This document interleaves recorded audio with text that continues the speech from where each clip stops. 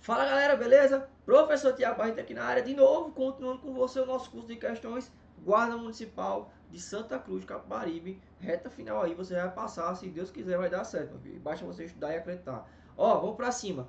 Deixe-me colocar aqui o slide, veja, tá na sua tela. Vou fazer uma pequena revisão com você sobre os princípios aqui do direito penal. Veja, aqui é muito simples, você não vai encontrar grandes dificuldades. Basta que você realmente se aproprie dos princípios. Se a banca vier a cobrar, que eu também aposto aí que possa ser que venha uma questãozinha aí, você vai estar sabendo, não vai ter problema algum quanto a isso. Então veja, inaugurando aqui os princípios do direito penal, a gente começa com um grandíssimo, né? Princípio,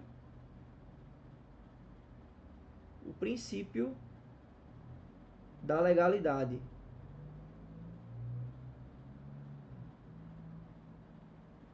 O que significa aí o princípio da legalidade? Veja, esse princípio a gente vai encontrar logo de cara lá no artigo 1º, veja, princípio da legalidade, encontramos no artigo 1º do nosso Código Penal e também encontramos a sua menção, veja, no artigo 5º da CF 88, claro, veja, no inciso, deixe-me colocar aqui o inciso para você,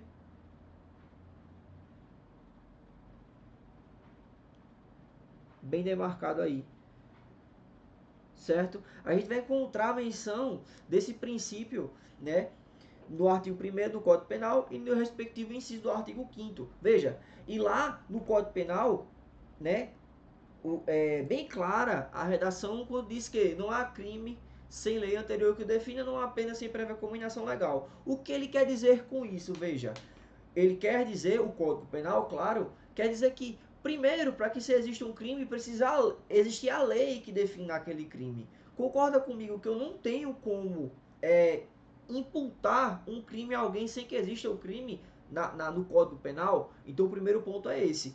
Princípio da legalidade. Legalidade não é porque é legal, não.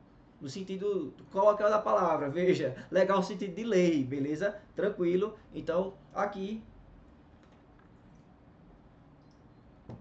quando eu falo em legalidade, basicamente precisa de lei para que exista o crime. Então existiu a lei, aí a galera responde depois. Tranquilo? Veja, aqui você não vai encontrar grandes dificuldades. A gente já pode inclusive avançar, certo? Veja, eu posso até colocar uma observação para você aqui que existe, né, essa questão do princípio da legalidade e tem também uma ramificação trazida aí chamada de reserva legal.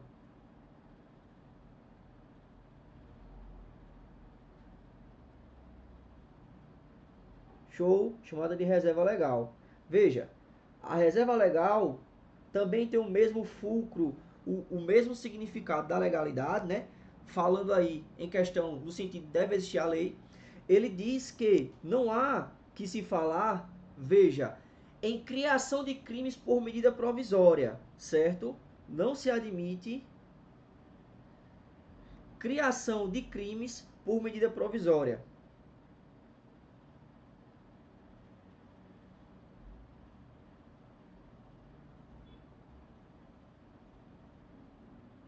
Medida provisória MP aqui. Beleza? Já fica aí o bizu para você para sua prova. Também, né, posso falar aqui com você do princípio da retroatividade da lei benéfica. O que acontece, né? É permitido que a lei viaje no tempo. Porém, a lei ela pode retroagir, ela pode ter esse efeito de extratividade, tanto para frente como para trás, não importa, ultratividade e retroatividade, ela pode ter esse efeito. Só que veja, é para benefício do réu, é para benefício, ela jamais vai retroagir para trazer uma lei mais gravosa e por aí vai, tem que ser em benefício. Então eu tenho mais um princípio para trazer para você aqui, né? A retroatividade da lei benéfica. Vá anotando aí junto comigo.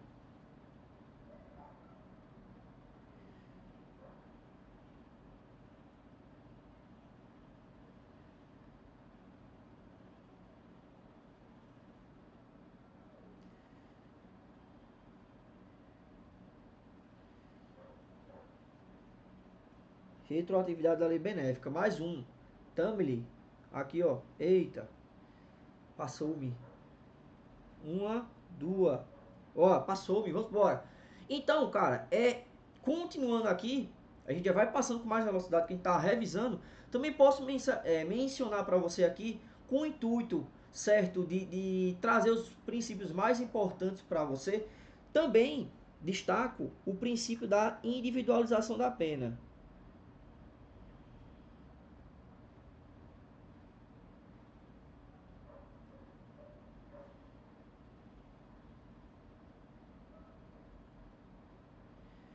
Que cargas d'água quer dizer isso?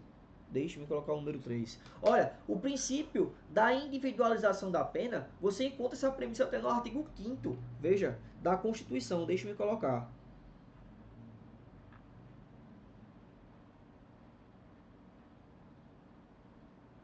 Tranquilo?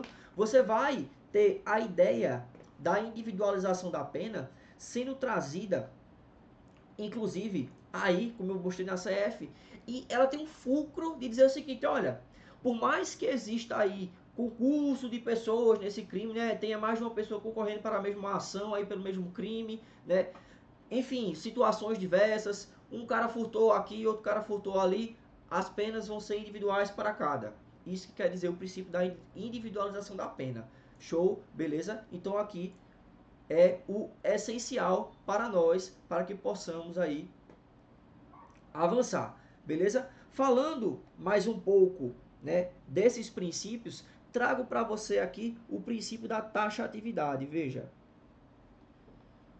eu não posso ser tão preciosista com você aqui como eu sou nas aulas de princípios que estão gravadas para você aí já, certo?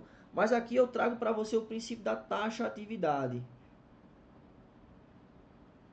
Tiago, o que quer dizer taxatividade? Veja, quando eu falo que a lei ela tem que ser taxativa, quando eu digo o princípio da taxatividade, né, a lei tem que ser taxativa, tem que ser clara, tem que ser objetiva. Não tenho como criar um crime que fique um significado ambíguo, né? Eu leio lá, não entendo o que é que está acontecendo, eu não sei se é uma situação ou outra, então ela tem que ser clara e objetiva. Quando a banca fala de um princípio que diz que a lei tem que ser clara e objetiva, não tem erro, é taxatividade, beleza? Eu falo aqui de taxatividade, show? Então, mais um aqui para nós, corta para nós, veja, princípio da anterioridade.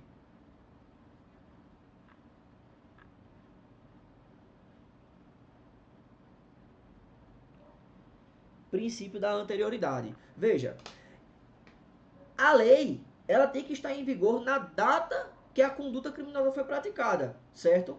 Isso é uma condição, como eu já falei para você, totalmente indispensável no direito penal. Então, quando eu digo anterioridade, é que o crime deve ter, certo? Sido estabelecido antes da data da conduta criminosa. Anterioridade, antes, beleza? Então, aqui também não temos muito o que aprofundar, o que errar, enfim, vamos para cima. Veja, destacar mais para você aqui a analogia.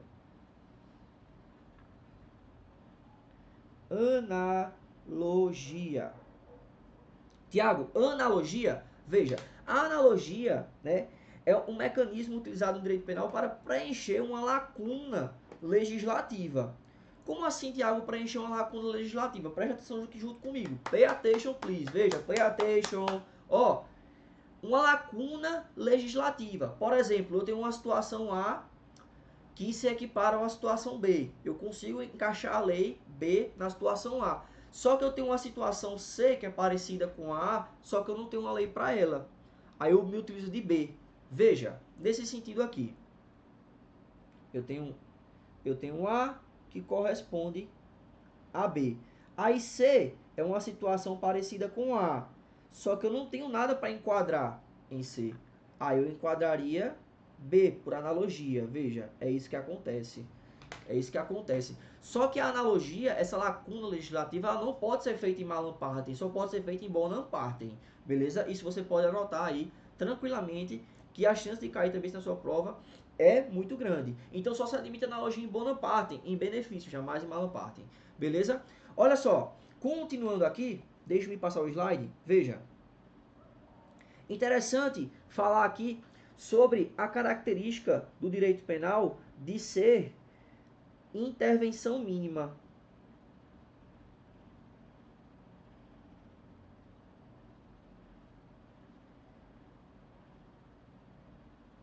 Como assim, Tiago, de ser intervenção mínima? Desculpe-me se minha letra está feia. Desculpe-me se minha letra está feia. Ó, intervenção mínima, o que isso quer dizer em sã consciência? Veja, a intervenção mínima diz que o direito penal, veja, o DP, vou botar aqui o DP, ele só vai ser se utilizado em condições necessárias, condições em que eu preciso de fato aplicar esta fera, beleza?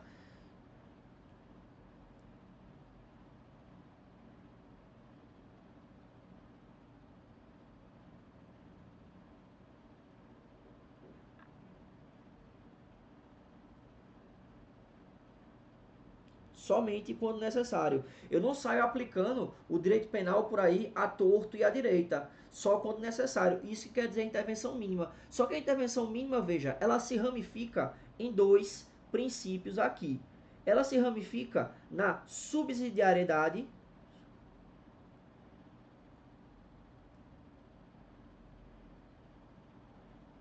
Subsidiariedade e também na fragmentariedade.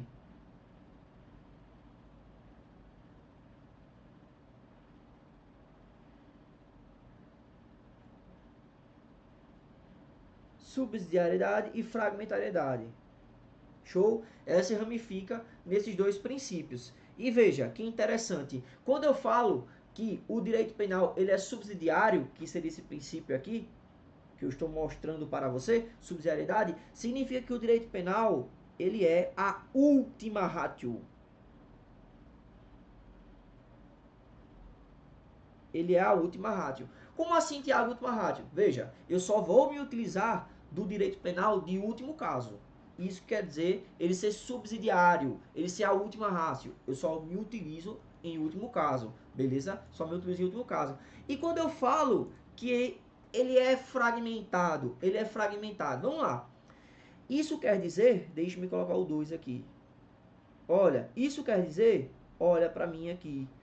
Isso quer dizer que somente se importará com fatos que realmente preocupam a sociedade. Eu não vou me utilizar do direito penal para, assim, como eu posso dizer, para um contexto completo.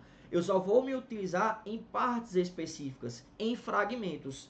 Então, o direito penal ele só se preocupa com fragmentos. Como assim, Tiago? Fragmentos. Veja, fragmentos que eu digo são apenas condutas que vão atingir bens jurídicos relevantes.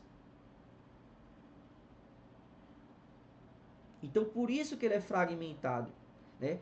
Por isso que eu me utilizo do princípio da fragmentariedade, beleza? Tranquilo? Então, aqui para a gente continuar, eu tenho de destacar mais um princípio com você. Olha, já tem questão para nós ali, beleza? Então deixe-me fazer o seguinte, tira print aí, tira print desse slide, veja, eu vou apagar agora. Tranquilo? Olha só, quando você volta o vídeo, né? O vídeo é gravado, não tem problema. Veja, eu tenho um princípio para trazer para você aqui da adequação social.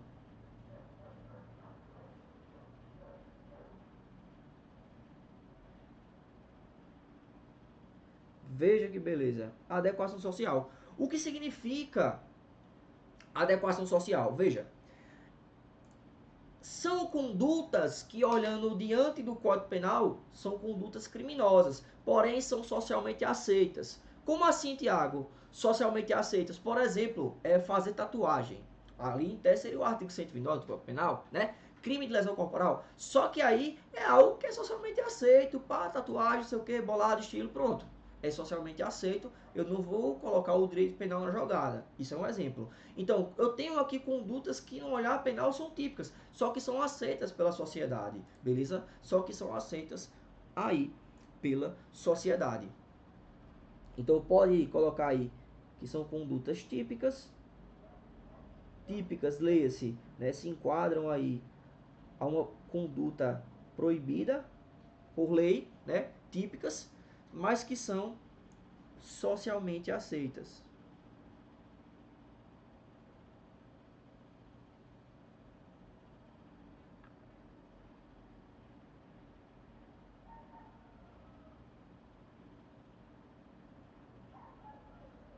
Beleza? Show de bola. Tranquilo. Vamos avançando aqui. Deixe-me colocar mais um aqui para a gente finalizar. Eu vou tratar com você aqui para a gente finalizar, de fato, seria o princípio da ofensividade.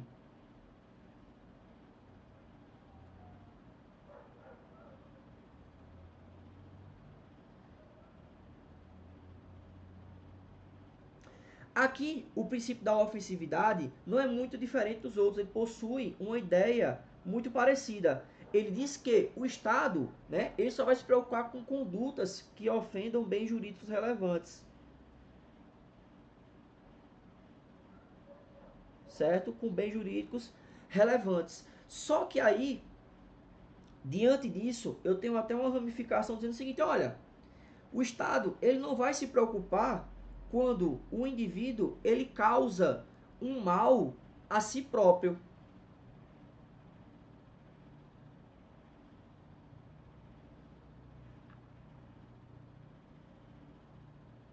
Ele não vai se preocupar quando o indivíduo causar um mal a si próprio.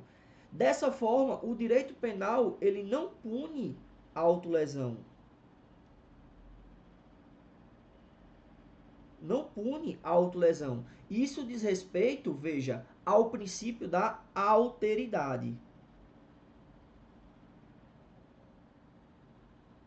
Beleza? Princípio aí da alteridade. Né? Diz que o direito penal ele não pune a autolesão. Tranquilo? Então aqui a gente conseguiu fazer uma revisão muito boa aí dos princípios do direito penal, certo? Agora vamos para cima responder questões. Show de bola? Vamos nós. Em relação ao princípio da